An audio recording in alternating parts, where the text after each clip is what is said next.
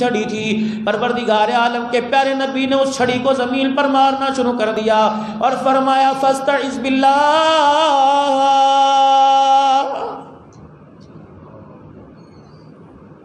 جتنے سننے والے مہاجرین انصار عذاب قبر سے اللہ کی پناہ مانگو۔ پھر ارشاد فرمایا مدنی کریم صلی اللہ تعالی علیہ وسلم نے، آپ نے فرمایا تمہیں پتہ ہے اللہ اکبر، جب مردوں کو میتوں کو قبر میں اتار کے جایا جاتا ہے، مٹی ڈال کے جب ایسے کر کے ان کی طرف سے اپنے سینے کو موڑ کر اپنی پشت ان کی طرف کرتے ہیں، قدم اٹھانے کی دیر ہے، قبر کے اندر فرشتے سوال و جواب شروع کر دیتے ہیں۔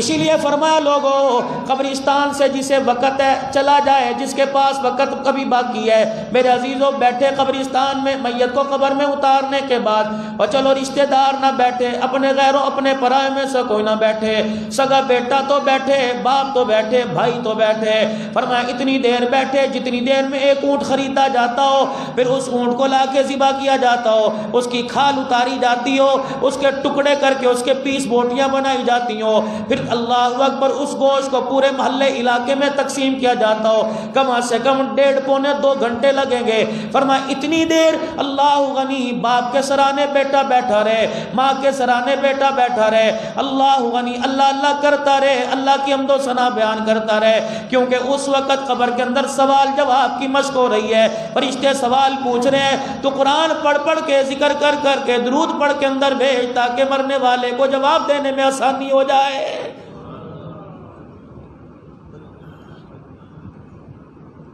ارشاد فرمایا پھر مدنی کریم صلی اللہ تعالی علیہ وسلم نے، قبر کے اندر 2 فرشتے آتے ہیں اور آ کے میت کے چہرے سے کفن ہٹاتے ہیں اور سب سے پہلے پوچھتے ہیں اللہ اکبر من ربک، بتا تیرا رب کون ہے؟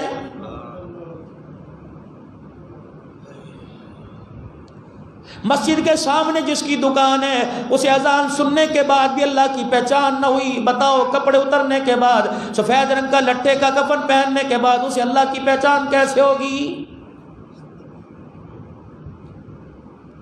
اسی کو سامنے رکھ کر آپ سے معذرت کروں گا، پھر معذرت کرنے کے بعد آپ سے عرض کروں گا، جمعے کی نماز پڑھ کے ایسے بھاگتے ہو جیسے کوئی پیچھے ہمارے لگا ہوا ہے۔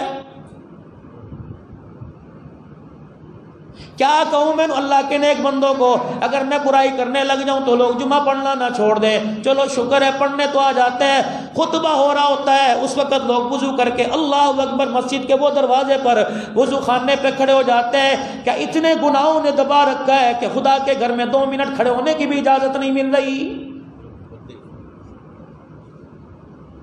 اتنے گناہوں کا بوجھ ہمارے اوپر ہے، اتنے ہم نے بازار کے اندر گناہ کیے، اللہ نہ کرے مشتبہ، میں کہتا ہوں سب کی حلال کی کمائی ہے، لیکن کہیں نہ کہیں سے مشتبہ مال آیا، شک والا مال آیا، جس نے تیرے پیروں سے جکڑ کر تجھے مسجد کے دروازے پہ کھڑا کر دیا اور 2 رکعت فرض پڑھا کے دعا کرنے کی بھی تجھے اجازت کوئی نہیں دی۔